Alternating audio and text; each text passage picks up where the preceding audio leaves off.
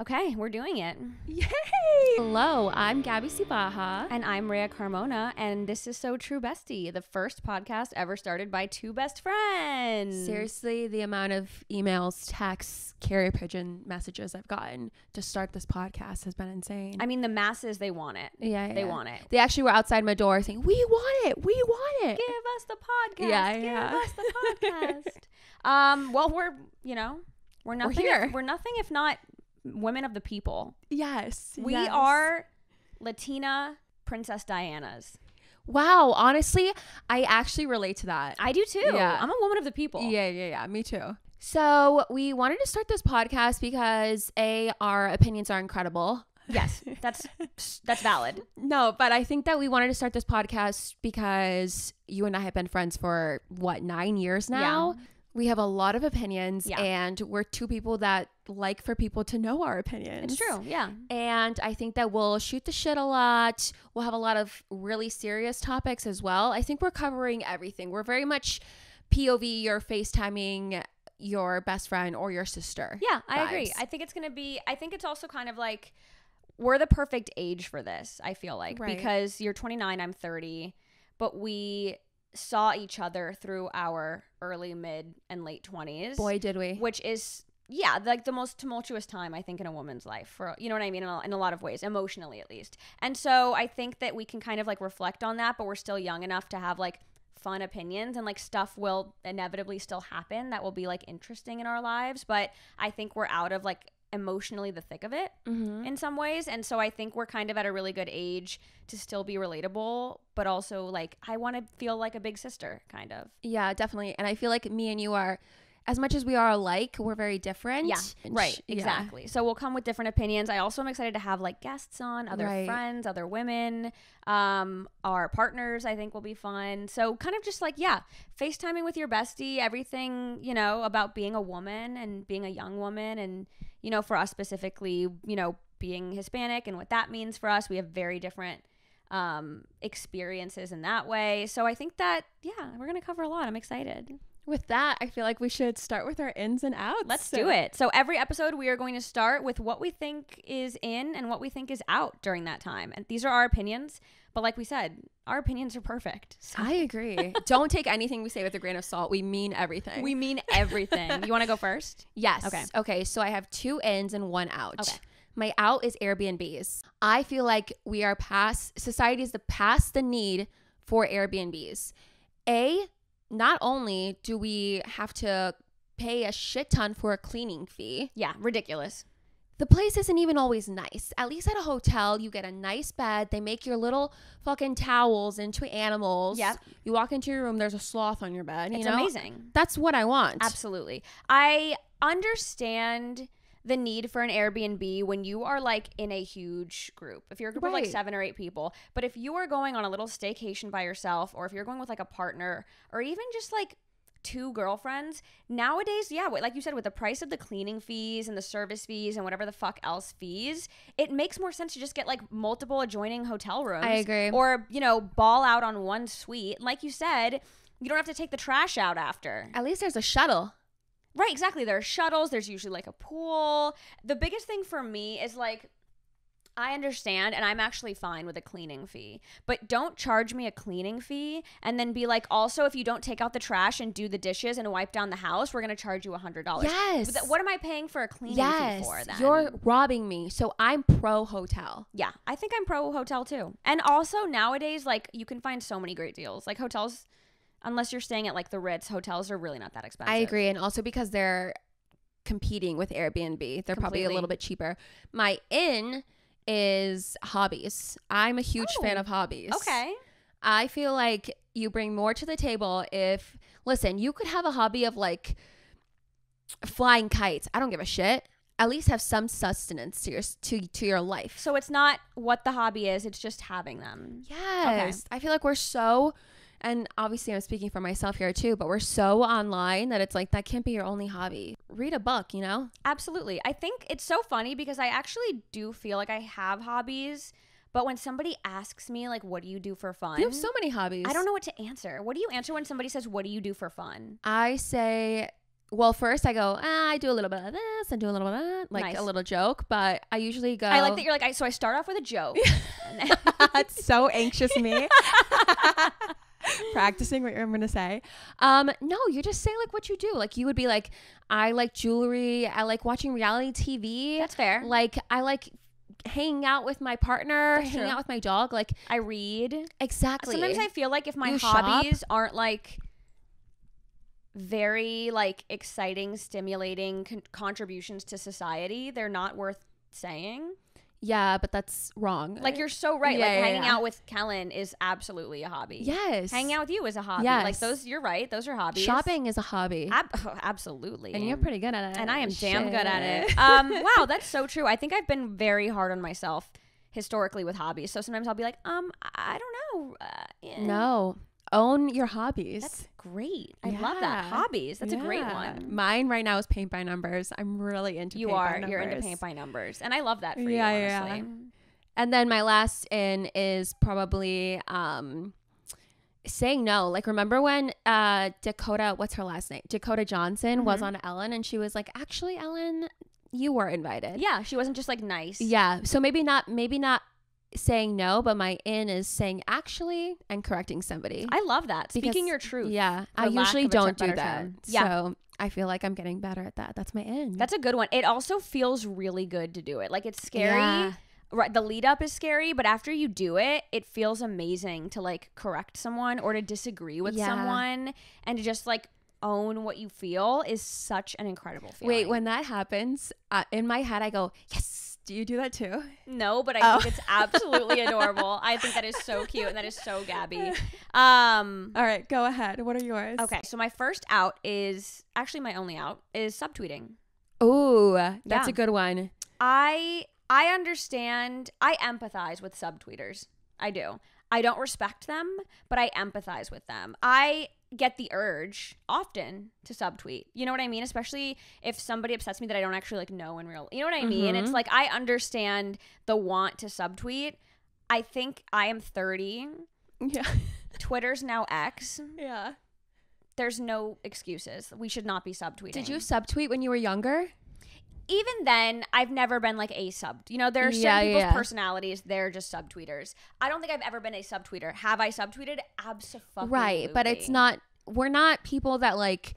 I don't know. For a lack of a better term, like we have friends that we can go to. That's what I'm Yeah. trying to say. It's like subtweeting to me. It's giving. I don't have friends. I don't have a group chat that I can vent to. Yes. I don't have a journal. Yeah. I don't have access to the written page. Yeah. It's like, get a diary. If you're that upset, get a diary.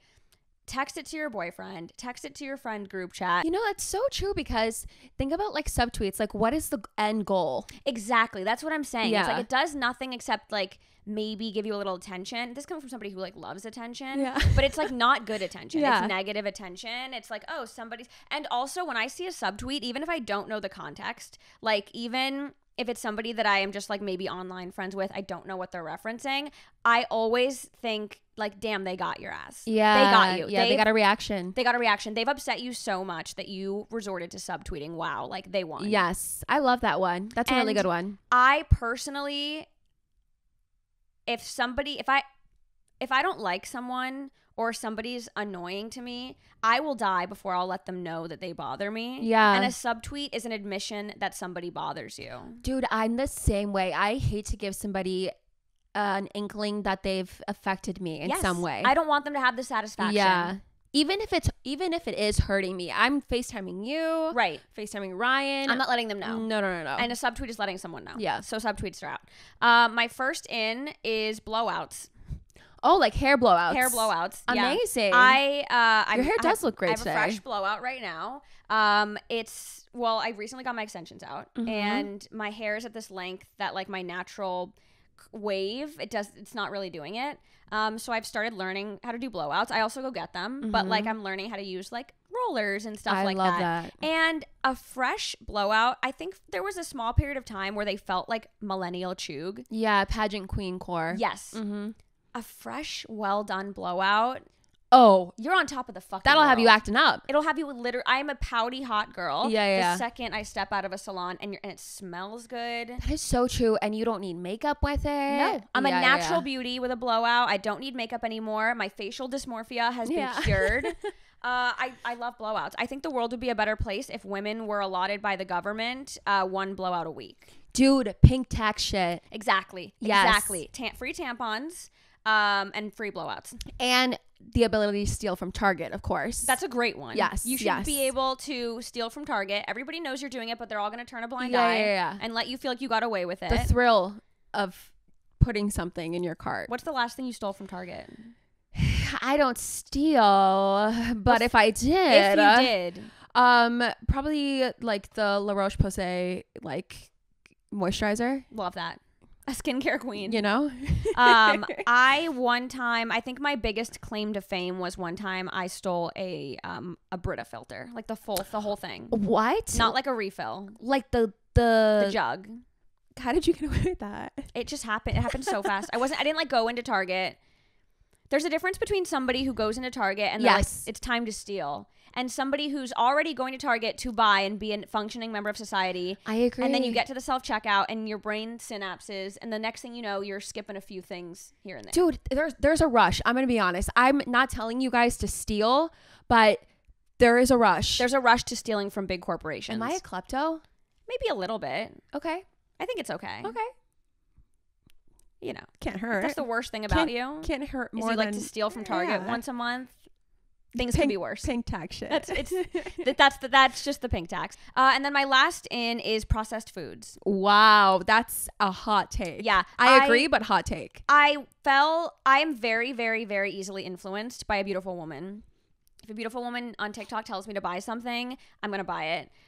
If a beautiful woman tells me to like eat a Brazil nut every morning, I'm eating a Brazil nut. Right. I think for a long time I got too deep down the health rabbit hole, and I think oftentimes it can like teeter on fear mongering. Oh, completely. And it can be very kind of like out of touch for regular people who are just trying to like get through the day. And I think also it can just get taken too far, like anything. And it's like if I regularly try to eat healthy and I exercise and I'm not like gorging on candy, I deserve to be able to use like Jif over organic peanut butter. Yeah. Like, yeah. Jif is better. Organic peanut butter is fucking disgusting. I don't want to have to stir it. Even when you do stir it, it doesn't taste the same. Like, it's not it's sweet. awful. It just tastes like peanuts, which like, I guess technically that's what it's supposed to taste like. I don't want it to. I want it to taste like sugar with a hint of peanut. Exactly. I want it to taste like the peanut butter that I ate as a child when my mother would make me a peanut butter and jelly. Yeah. And it's like, I don't want to feel bad about that. I don't want to feel bad that like the processed shit is better in some scenarios. And like, if Jif is what kills me, so be it. I die happy. Also, I'm going to be honest. I went to Trader Joe's the other day, and for example, almond butter is $7. If I was 22 years old, didn't make as much money as I do now, I would never fucking buy that. I would buy the Jif. Jif is like $2.99. Exactly. So not only is it fearmongery, but it's classist. It's a little bit classist. I agree. Those were great ins and outs. Those were amazing, sweetie. If you don't agree with those, then this podcast isn't for you. Fuck you, buddy. This is absolutely not the podcast for you. And this is why you're my best friend, because you understand that Jif is better than organic peanut butter. I don't want a best friend that's like, no, they taste the same. That is so true. I would go as far as to say that's so true, bestie. Okay, so that actually leads us to the topic of today. Navigating friendship. Which is tough. Dun, dun, dun. It's tough as a woman. Yep. I have always had this theory that relationships that start in your early 20s and go all the way through your late 20s are really tough because you change so much. Yeah. And I think it's really hard to like love that same person all the way through because I'm not that, I agree. You change so much. And that is the same for friendships. Like you're a totally different woman than you were when I first met you. I feel like I'm a different woman than I was 6 months ago. Yeah, no, definitely. And I think it's important to not only grow as yourself in your 20s, but grow with your friendships. Like you and I have been friends for 9 years. Yeah. We moved to Los Angeles around the same time. And I feel like we were in a lot of situational friendships, like absolutely outside of you and I. Yeah. I think that like in your 20s, it's important to really think about what am I, A, getting from these friendships, and B, do I even want these friendships? And I think with you and I, there have been moments where life is hard for us. We've gotten into some fucking hard situations. Absolutely. But it has never been a question of, do I want this person in my life? Never. And I think that's also a testament to our ability to love every version of each other. Right. Because there are things about you that have fundamentally changed. Yep. You know, I think a big thing for you this year was being like less of a people pleaser. Yeah. Sticking up for yourself a little bit more. If I was like, I don't know, a little bit not a great friend, and I kind of like liked that version of you, and I liked that you were a little people pleasy, Yeah. and then one day you woke up and you were like, actually fuck that, I'm not going to be that way anymore. Maybe the friendship wouldn't have lasted, but then also maybe that wouldn't have made me a great friend. Yeah, no, I completely agree. And I think I look back on like the hard moments in our friendships, especially female friendships, for some reason, actually pivot, for some reason, if a girl who's my friend hurts me, it hurts more than if a guy were to hurt me. Oh, absolutely. Friend breakups are harder than Yeah. regular breakups. I don't know exactly why. It's like a feeling thing. Well, because as a girl, you know better.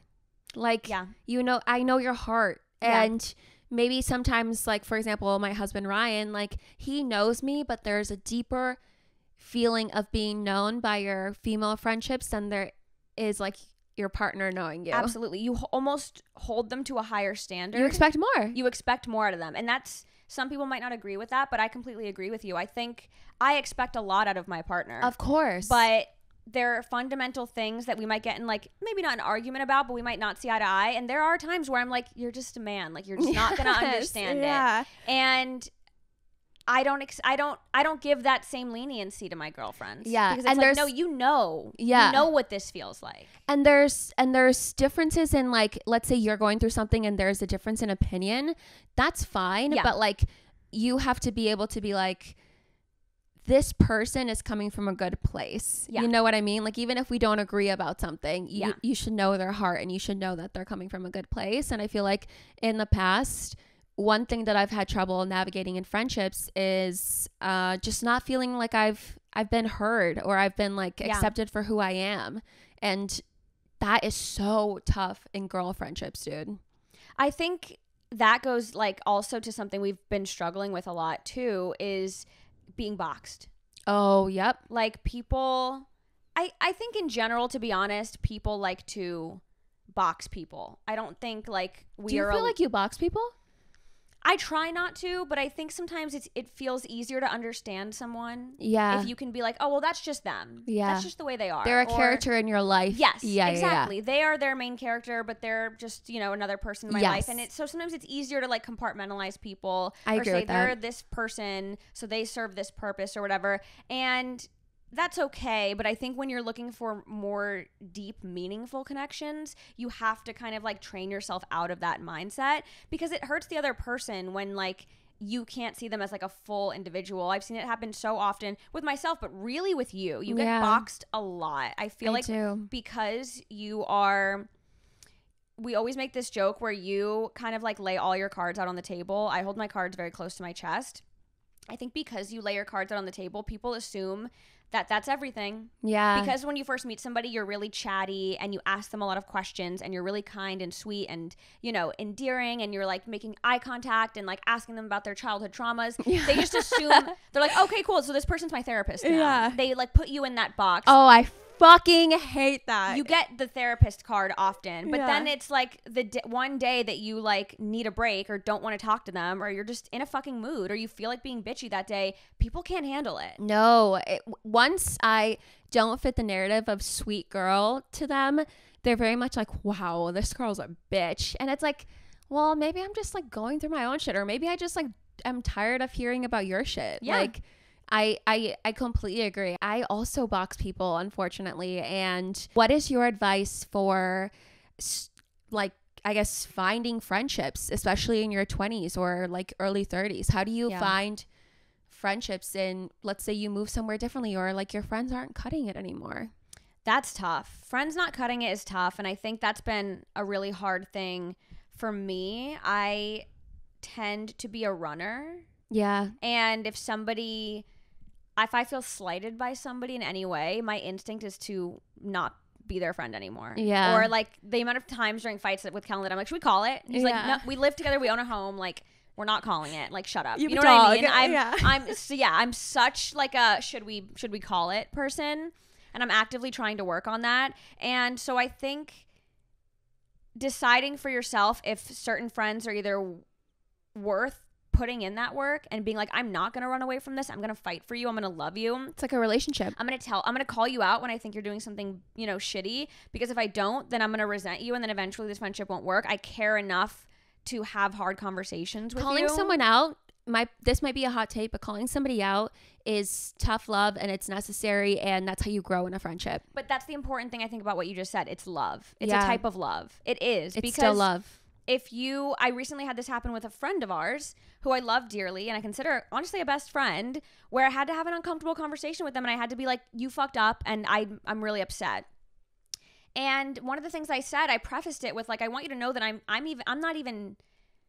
telling you this because I care. Mm-hmm. Because if I didn't, I would just be like, oh, that person did that. Like, fuck them. If I'm talking to you about my feelings, if I'm opening up to you about how you've hurt me, it's because I care. It's because I want to fight for this friendship. And they kind of were, you know, they handled it very well, but they were very kind of nervous and they were expressing that they were like, I just don't want this to like end our friendship. I'm really worried about that. And I'm like, if I'm talking to you, I'm actively trying to have a conversation about how you hurt me, we're past us ending the friendship. Right. Unless you like try to, you know, fuck Kellen or kill my dad. Right. Like if I get to the point where I care enough to be like, hey, either I'm uncomfortable with something you're doing, or I love you enough to tell you that I think you're fucking up, or you're like not living your potential, or you've hurt me. If I'm putting myself through like the mental stress of having an uncomfortable conversation with you, I love you. That means I love you, and that means I care enough to be uncomfortable. Yeah, I think one of the biggest lessons I've learned throughout my 20s is that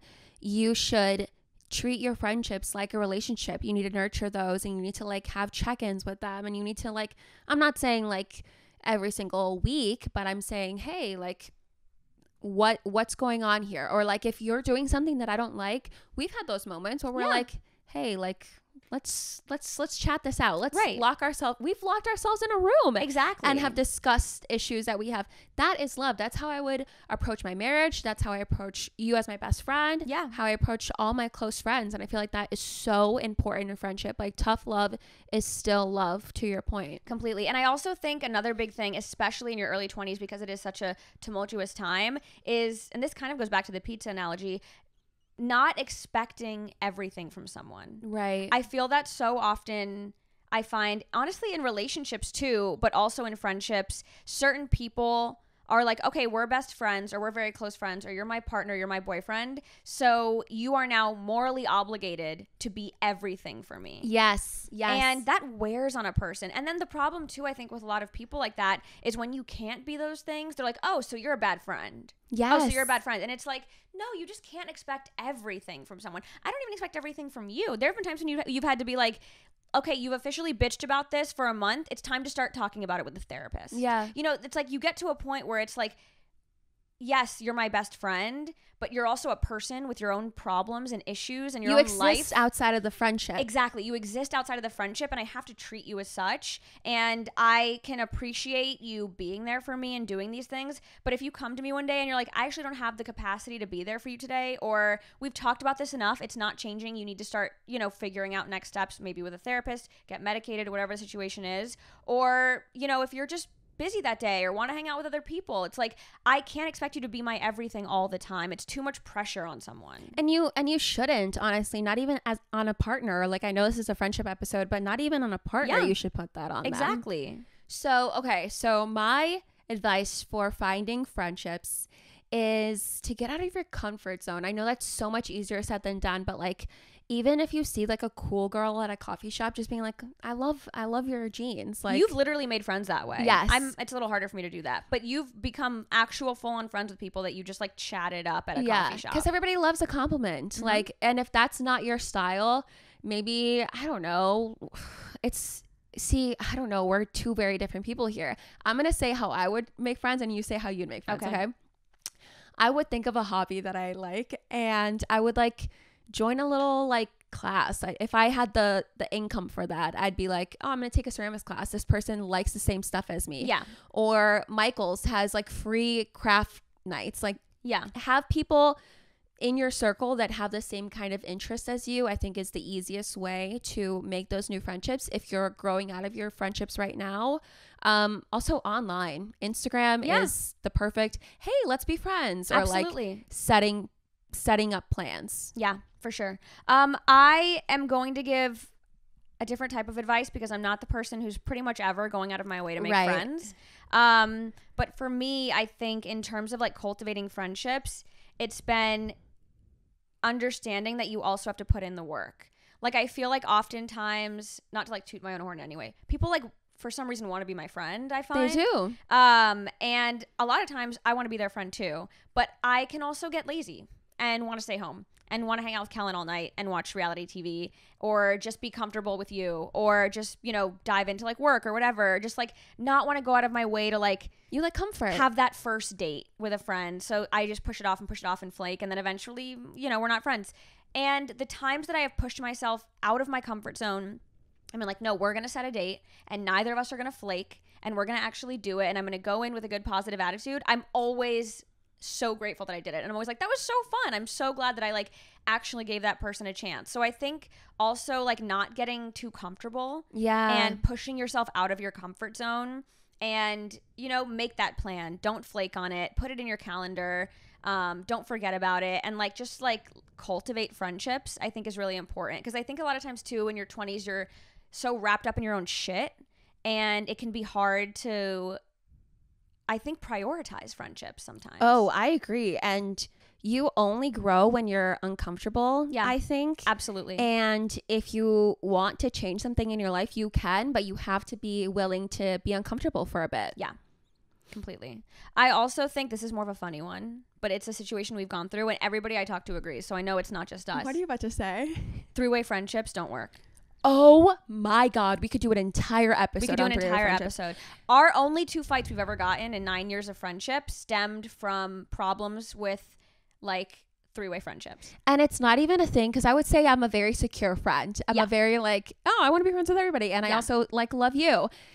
It's not even a problem of insecurity. I'm going to be honest. It's more been a problem with insecurity for me a little. Maybe three-way friendships work if you all three like grew up together. Yeah. You know what I mean? But I think the problem with us is we are already best friends. We're already a duo. And once in a while, you or me or both of us will really like somebody else. We do have that. Yes. Most of our friends are mutual friends. Yes. Like, we have a friend group. And that works out, I think, when people love us and we're all good friends, but they also understand that like you and I are sisters. There's a next level bond. And I think once in a while, you and I will both really like a third friend, and they'll be like, cool, now we're a trio. Or they'll be like, cool, I'm going to like replace Gabby, or I'm going to replace Rhea. And it can get very, very messy. And also, like you said, if there's like deep insecurity within that three-way, it really, really won't work. Can I tell you when I know that we're at that point? What? When there's a group chat. The minute I see a group chat with you, another person, and me, I'm like, I got to get out. Yeah, I got to get out. Yep, absolutely. Also, too many group chats. Oh, that would be one of my outs. Yeah, absolutely. I hate group chats. Group chats are annoying. They're too much. No, but I agree. I feel like there's always somebody who's like, think of a sidewalk. Sidewalks are meant for two people. Yep. There's always somebody who's in the grass if there's three people. And it just that doesn't work. And that person always feels shitty, and that sucks. Yeah. Three-ways do not work. And that's not to say that like we can't be friends with a third person, but like you have to understand the dynamic of two best friends. Yeah. And you can expect the same. Completely. Absolutely. What would you do? I have a good question. What would you do if, let's say, I was friends with somebody who fucked you over? Like, or I was Switzerland about it. Like, how do you navigate a friendship like that? Because we're very firm believers in a friend to all is a friend to none. Absolutely. I stick by that. Yeah. I feel like I will admit, I think I'm self-aware enough to understand that I can be a little harsh on this topic. Okay. I'm very loyal, like extreme. It's like very Taurus of me. Like, once I've decided on you, you know what I mean? Yeah. Like, there's nothing that's swaying that. Your enemy is my enemy.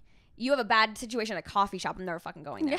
Like, and I think sometimes when I feel wronged, I believe that everybody in my life should also feel wronged at the level that I feel wronged, which is an exaggeration. It shouldn't be that deep. I feel the way about you. I've like unfollowed people that I'm like cool with because they've fucked you over, but I'm only that way with you and Ryan. Yeah. And I think there are levels to it. I think it's okay to be Swiss in a situation.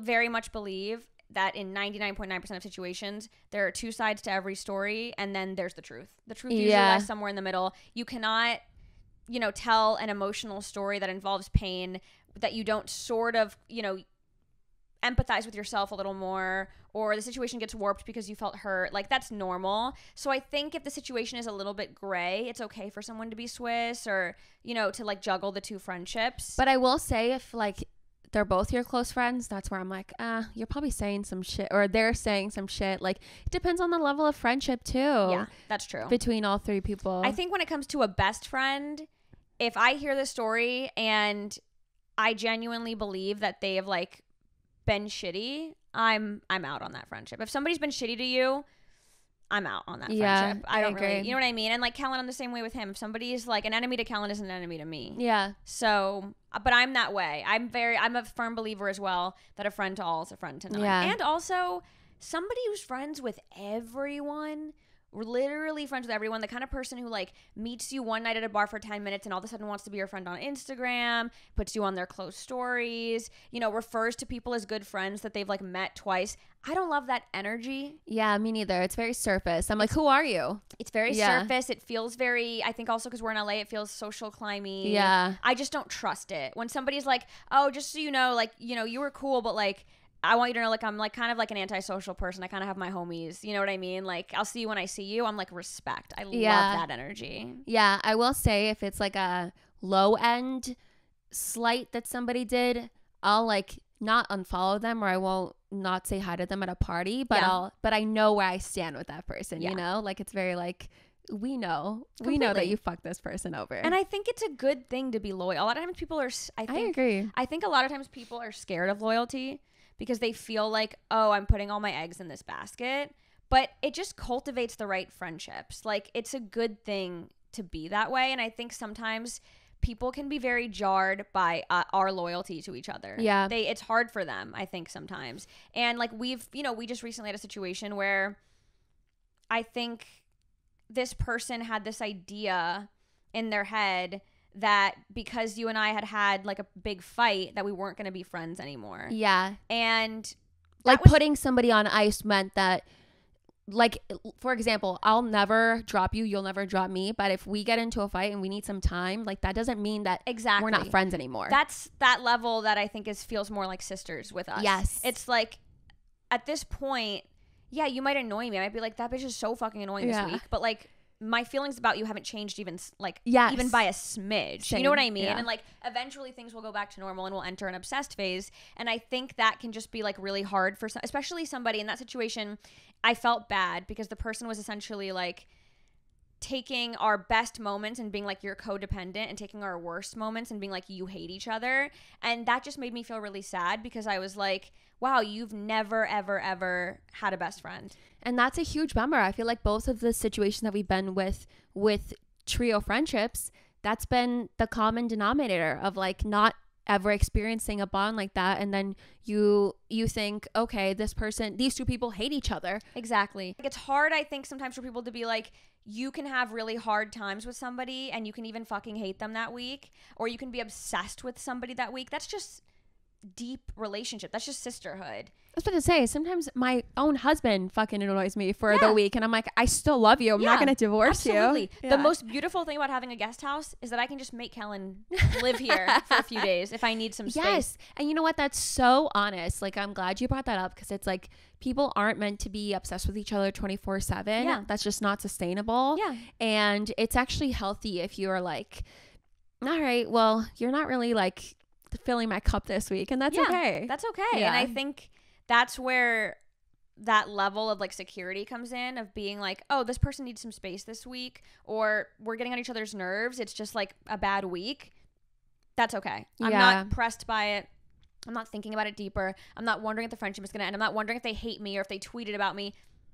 Things are just off this week. It's okay to take people for who they are. Yep.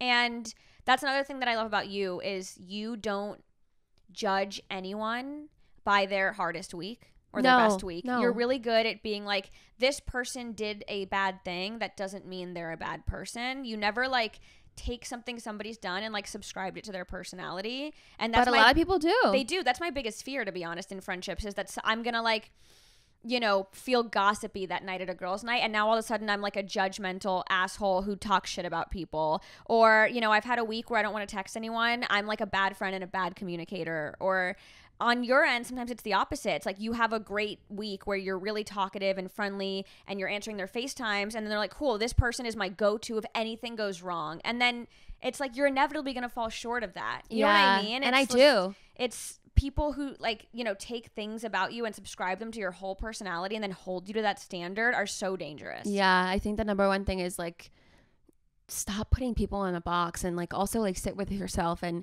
even if you don't think that you're this kind of person, think about it and be like, how am I A, making my friendships better? B, how can I stop putting people in boxes? And C, like, what do I want out of a friendship? What are the things that I'm looking for long term? I think that our age, especially in our late 20s, early 30s, it's so important. I personally had this conversation with myself. What do I want out of my friendships? At this age, I'm like, you're going to be in my life until I'm dead. Yeah. Like if I ever have kids, you're in the room with me. Yeah, absolutely. And it's so important at this age to really think about what kind of energy you want, because I'm a firm believer in you are who your friends are. Oh, I'm the same way. Yeah. I'm the same way. If somebody has a lot of friends that I don't like, I am absolutely kind of being wary of I'm them. hesitant. I'm hesitant. Absolutely. What are things that you like in a friend, and what are some things you don't like in a friend? Okay, this might be a little bit of a hot take. If you are maybe 21, 22, I can give you a little bit more slack here. But I give everybody a slack at 20 to 23. I wasn't even a fully formed person. Yeah. If you are mid-20s and up and you cannot keep friends, and you are actively the type of person who has a hard time getting along with women and keeping women friends as a woman, it's a huge red flag to me. I used to see it as like a wounded puppy dog. Like I'd see it and be like, oh, just meet mine. They're great. Like you just haven't met the right people. Now I'm sort of more like, there's a common denominator here. If you are if you're like 27 and you have really struggled to make friends with women, and you constantly find yourself like in fights or arguments, or like friends are breaking up with you, or you're breaking up with friends and you can't keep them, I do think there needs to be a level of self-reflection. I was about to say, one of mine is self-awareness. If you're the victim in every story that you tell, then you're probably the villain in half of them. Yeah. No, I completely agree. And I have such a problem with that sometimes, where I'm like, yes, meet mine. Like, I want to introduce you. Like, I'm very much the girl at school. If there's a new kid, I'm like showing them around. Absolutely. And that's so tough. You're so right. You've helped me so much with that, because you're right. Like, why can't they keep somebody around? And maybe it's not even a them problem. Maybe they just need to know themselves more, or go to therapy, but you have to work on it. You have to work on it for sure. So I think that too. It's like, a lot of times I think in relationships, people are like, cool, what is this person going to bring to me? And they rarely ask themselves, like, what am I bringing to this friendship? What am I bringing to this? Like, what are my things that I know that people can rely on me for? What makes me a good friend? What makes me a good partner? And if you feel like you're falling short in that way, being like, cool, what can I do better? What can I actively be working on my own to be the best friend that I can possibly be? Even best person. Yeah. Best partner. Yeah. Because that's going to help you in everything. It's going to help you in love. It's going to help you in friendships. It's going to help you in work. Like, I feel like I know people who are constantly like getting fired or hating their jobs or having like workplace drama, or, you know, being in situations where they get hired for the job and then the people like mysteriously never call them back to work with them again. And it's like, okay, what am I maybe doing? Am I abrasive? Am I stubborn? You know, what can I be doing better? And like, just like actively, you know, not to sound so self-helpy millennial, but like actively working on yourself all the time is so important. Oh, I love that. I feel like my friendship red flag is, and maybe this is very Cancer of me, but emotional dysregulation. I can't stand. Like, if somebody's not emotionally intelligent, or if they're not self-aware, anything emotional that isn't up to my standard, to be honest. Yeah. it's done for me. Yeah, I'm kind of the same way. It's really hard for me to be friends with somebody whose way of like has a small issue, and instead of just being like, yo, this happened, like they maybe like sit on it, and then it becomes a bigger issue and a bigger issue, and then like one day out of nowhere and they're just, sobbing, like, wake up to like a 7 a.m. FaceTime, or like one of those texts that you have to like tap and it opens into like a 3, like, yeah, it's anxiety inducing. And I also think it's really, really, really, really valid for us to feel that way. Yes. I think for a long time I felt bad. I felt like, oh, I'm like not making enough space for people or whatever.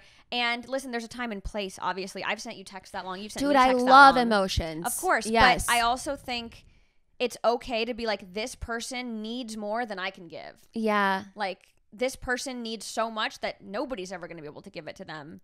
And you know what I mean? Like, not feeling so bad about maybe needing to like space yourself from people that are kind of, I guess, energy suckers. Yeah. And also like, even if you don't want to like ghost a friendship or stop a friendship, you can put somebody on ice for a little bit. Yeah.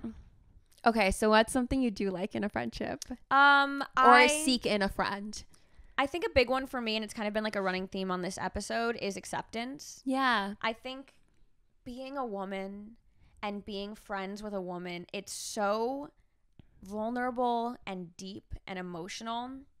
And I feel like I've been friends with people that it feels like they're kind of like clocking my every move. And if I do something, if I'm having a really rough day or I'm going through something and I'm not my best self that week, they're kind of like attributing it to my personality, or they're kind of like waiting and then they'll use it as ammo in a fight later. Yeah. Versus somebody who can just understand that like I'm going to have bad weeks and I'm going to have good weeks, and you know, my flaws are that I'm like stubborn and I can be kind of like a bitch and I'm a little judgmental, but like I make up for it in the fact that I'm, you know, A, B, and C. These are the good qualities about me. You're a multi-dimensional person. Exactly. And I feel like I am really terrified and scared, and it's really hard for me to be friends with somebody who I feel like is kind of just like observing me, like, you know what I mean, instead of just like accepting like you're me. a study. So like I think like acceptance is huge for me, and feeling like somebody can like see all sides of me, and they can accept the times when I'm ugly, and they can, you know what I mean, and that my personality is ugly, or that I'm like not being my best self. Like I've had times where I've been like so like manic and annoying about my like facial dysmorphia, and you don't just like see me as like some insecure annoying person. You're like, she's having a bad week. Also, like, how dare you judge somebody you like love? Exactly. Yeah. What's a green flag for you? Mine is, I feel like, not to toot my own horn, but I'm such a giver in friendships. Like emotionally, I'm very much like a present friend. Yeah. So I feel like, honestly, as I get older, somebody that fills my cup just as equally as I get filled, you know? And I feel like that's really hard to find. I feel like I've been taking a step back lately and been like, okay, so everybody, it's a running joke that like there's a Gabby question. Like I ask a lot of the introspective questions, and I've been taking a step back and being like, are these people even like giving a shit about me? Like, do they care about like what I have to say? And sadly, no. Yeah. I've had a lot of like empty conversations lately where I'm not filling the conversation with my questions or my curiosity. So I feel like lately mine has been like people who just fill my cup. Completely. And I feel like that's so important, because I do feel like we always make the joke that you can sometimes be a fuckboy in friendsps. Yes. You get love goggles. I'm a love bomber. You love bomb in friendships, but not in the fuckboy way. I really care. No, I really care. Well, I think a lot of times with you know, quote unquote fuckboys, they don't mean to either. You're a lot right. of times those people are just like water signs. Yeah. And they just like romanticize things, and they like, even if they know they don't want to date you, they still want to have like the best, deepest time with you. God, that is so mean. And I think oftentimes people are like, cool, now we're best friends. And then in a week when you're going back to normal life, and you know what I mean? They're like, what? This person doesn't like me anymore. But going back to what you said earlier, I think oftentimes too, you just bring so much to the table, and then you're like, I love this person. And I think you're getting better at being like, oh no, I'm just awesome, and I filled up the entire day with like the things that I wanted to do, and I planned where we were going to go to lunch and that what we were going to do and after. I liked the conversation, and I asked 100 questions, and like, you know what I mean? And it's like, I think you're getting better at being like, when I do nothing, when I don't contribute at all, are things still fun? And they're not. And that sucks. Except with me. Except with you. But you know what I mean? Like, oh, honestly, if you feel this way, take a step back, and when you have a conversation with somebody, just be like, just clock how much you're bringing to the table. Like, Yeah. maybe you just like your own company. Yeah, because I feel like that's a thing kind of recently. I've seen it like on TikTok with dating. Oh, okay. Is like, do you like this man, or do you just like yourself and you're talking a lot? And women have actively started asking less questions and talking less on dates and realizing how much empty space there is. That's so me. And I think it's important to implement that in friendships too. Yeah. And be like, wait, do we actually like each other, or are we just friends because of circumstance, or because we have a history, or because we live together, or because we work together? Like, is this person actually fulfilling, even if we had none of those things? My new thing is, if you can't answer if you can't give me 5 fast facts about me, we're not friends. I love that. How long are they your friend before like they should be able to give you 5 facts? Listen, I know 5 facts about somebody after the first conversation. That's fair. So if you don't, that means you didn't ask me enough, and That's you're out. fair. That's honestly It's fair. a privilege to be my friend. I agree, bitch. And it's a privilege to be your friend. That's why I get so jealous. Shut They don't up. deserve her. With that being said, I think that's a wrap on episode 1. That's crazy. I can't believe we just did that. Woo! It was so easy. Yeah, it was amazing. Do you want to sign us off with the word of the day? Yes. So the word of the day is going to be a thing that we implement in every episode. I speak Spanish, and I want to teach you guys Spanish. And I don't. I am a no sabo kid, and it makes me feel like a little unaligned from my heritage. No. But that's another episode, because that doesn't mean that you're not Hispanic. That's fair. I'm working on it. And as I'm learning, Gabby's obviously helping me because Spanish is her first language. So we thought it would be fun to kind of implement that in the podcast. And we're going to be doing a word of the day in Spanish, and Gabby's going to spearhead it.